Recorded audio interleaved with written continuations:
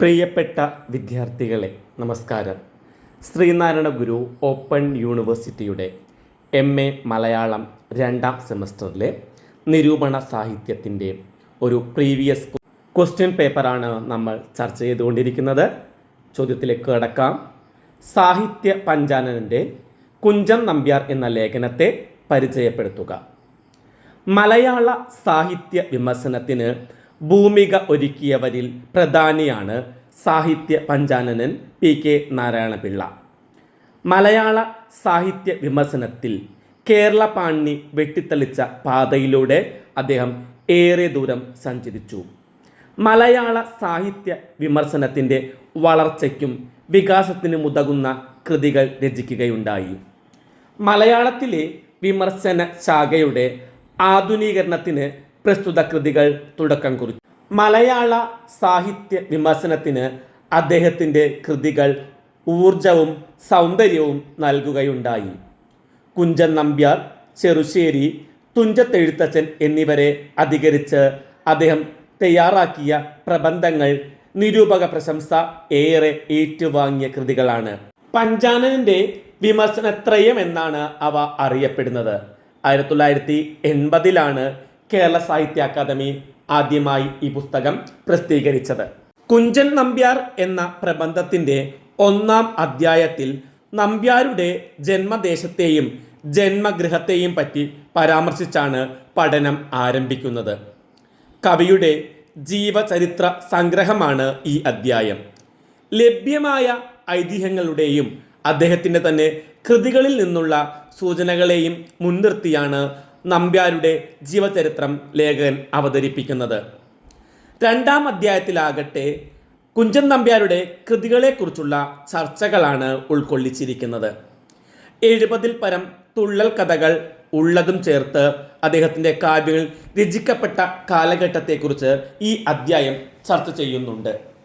കൃതിയുടെ ഭാഷാപരമായ സൂചനകളെയും മറ്റും അടിസ്ഥാനമാക്കി കൃതികളുടെ കർതൃത്വം ഉറപ്പുവരുത്തുന്നതോടൊപ്പം കുഞ്ചൻ നമ്പ്യാരുടെ രചനാ സവിശേഷതകളും ചർച്ച ചെയ്യാൻ ശ്രമിച്ചിട്ടുണ്ട്.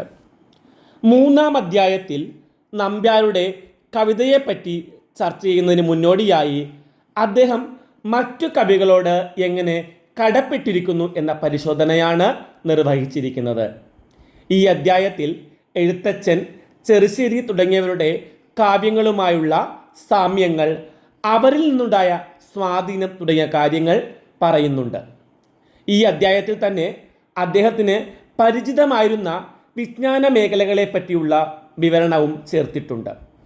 അദ്ദേഹത്തെ പോലെ പഴഞ്ചൊല്ലുകൾ ഉപയോഗിക്കുന്ന ഒരു മലയാള കവി ഇല്ലെന്ന പ്രസ്താവനയും ഈ അധ്യായത്തിലുണ്ട്. നമ്പ്യാർ കൃതികളെ പറ്റിയുള്ള ശരിയായ നിരൂപണം നിർവഹിക്കുന്നത് 4ാം അധ്യായത്തിലാണ്.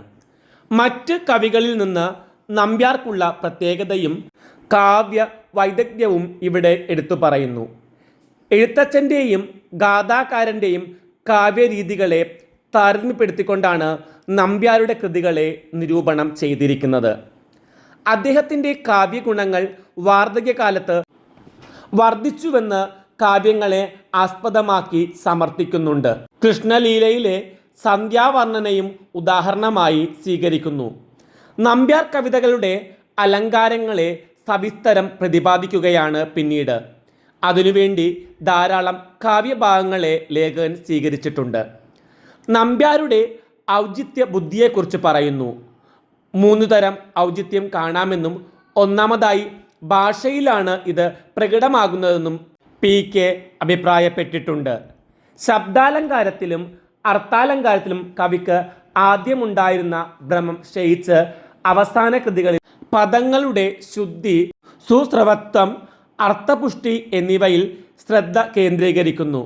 2ാമത്തെ ഔചിത്യമായി പ്രതിപാദന രീതിയെയും 3ാമത്തെ ഗുണമായി സങ്കല്പശക്തിയുടെ ഗതിവിശേഷവുമാണെന്ന് നിരീക്ഷിക്കുന്നു. നമ്പ്യാരുടെ പരിഹാസ കവനത്തെക്കുറിച്ച് പറയുന്നത് ഇംഗ്ലീഷിലെ സറ്റയറിന് സമാനമാണെന്നാണ്. ഗ്രീക്കിലെയും റോമിലെയും രൂപകങ്ങളിൽ പരിഹാസ രീതി കാണാമെന്നും നിരീക്ഷിക്കുന്നു. സാമുദായിക സ്ഥിതിയെക്കുറിച്ചുള്ള കൃത്യമായ വിവരണം നമ്പ്യാർ കവിതകളിൽ ഉണ്ടെന്ന് പറഞ്ഞുകൊണ്ടാണ് അന്നത്തെ സമുദായങ്ങൾ ജനങ്ങൾ, ജീവിത രീതികൾ എന്നിവ നമ്പ്യാർ കൃതികളിൽ കണ്ടെത്തുന്നത്. കുഞ്ചൻ നമ്പ്യാർ ഒരു സന്മാർഗ ബുദ്ധിക്കാരനായിരുന്നുവെന്നും നമ്പ്യാരുടെ ചില കാവ്യഭാഗങ്ങൾ അസഭ്യങ്ങളായി തീർന്നിട്ടുണ്ട് എന്നും പറയുന്നുണ്ട്. എന്നാൽ അത് കവിയുടെ അപരാധമല്ലെന്ന് ബൈറന്റെ കൃതിയെ ചേർത്ത് വെച്ചുകൊണ്ട് പറയുന്നു. നമ്പ്യാർ സന്മാർഗനിഷ്ഠനും ഗുരുഭക്തനും കൃതജ്ഞനും ആയിരുന്നു. കൂടാതെ അചഞ്ചലമായ ഈശ്വരഭക്തിയും ഉണ്ടായിരുന്നു എന്ന് പറഞ്ഞുകൊണ്ടാണ് 4-ാം അധ്യായം അവസാനിപ്പിക്കുന്നത്.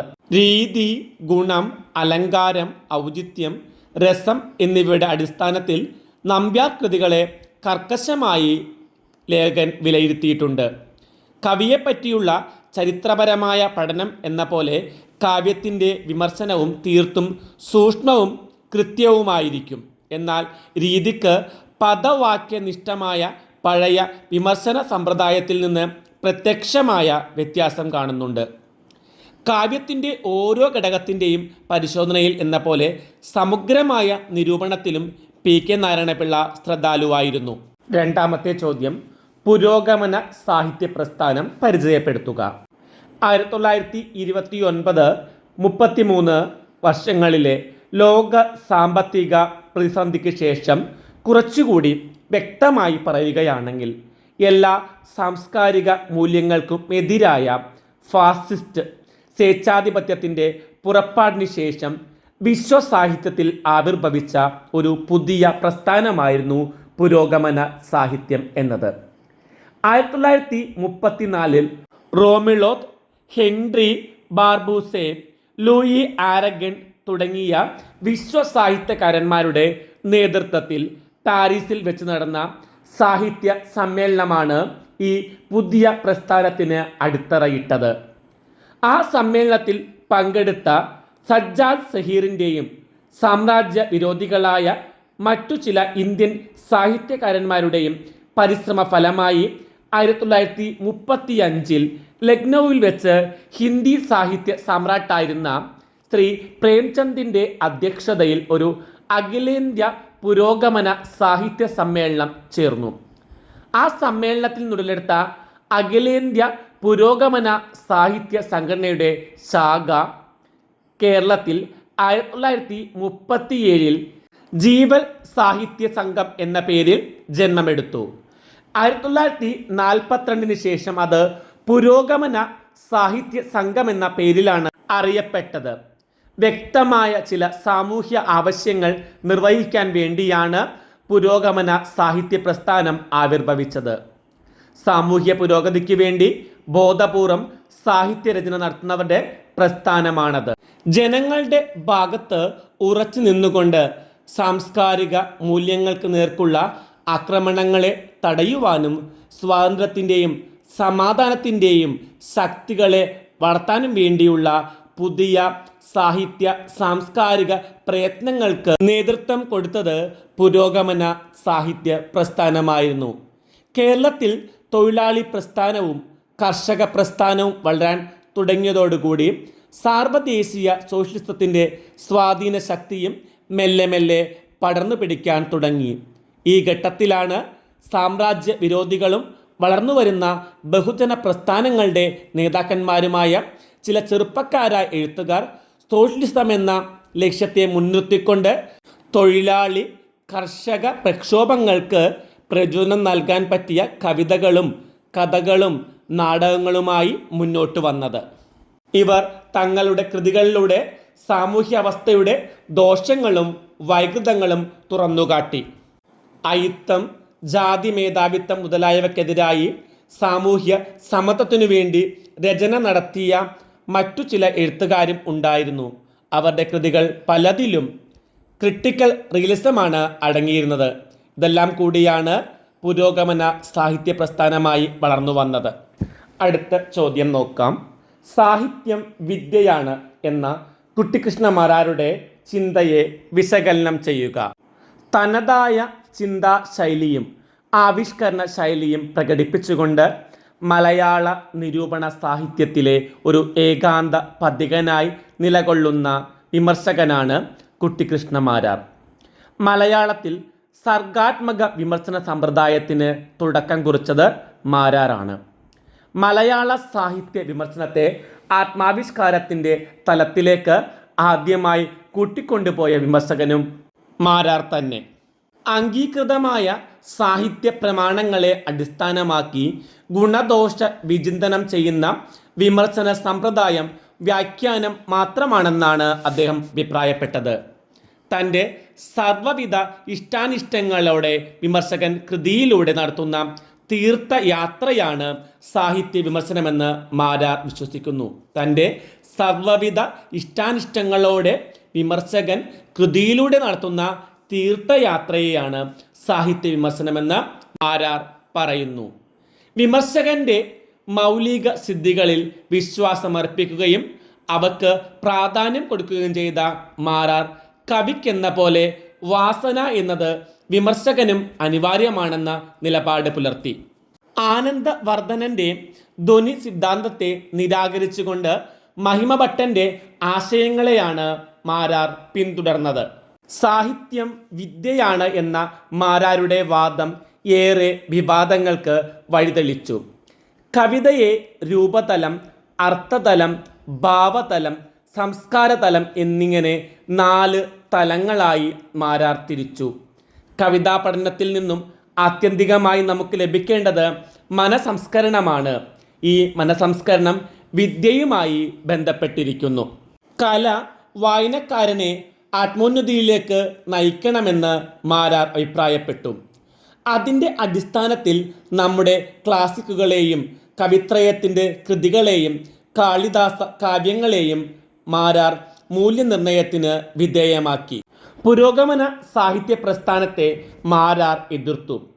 കാലിക പ്രാധാന്യമുള്ള പ്രശ്നങ്ങൾ അവതരിപ്പിക്കുന്നത് കൊണ്ട് ഒരു കൃതി ശ്രേഷ്ഠമാകുന്നില്ല എന്നും സമുദായത്തിൽ ഏതവസ്ഥയിലും ഹൃദ്യവും ശ്രേയസ്കരവുമായ ആശയങ്ങളെ അടിസ്ഥാനമാക്കി വേണം എഴുത്തുകാരൻ സാഹിത്യ സൃഷ്ടി നടത്തുവാൻ എന്നുമായിരുന്നു മാരാരുടെ നിലപാട്.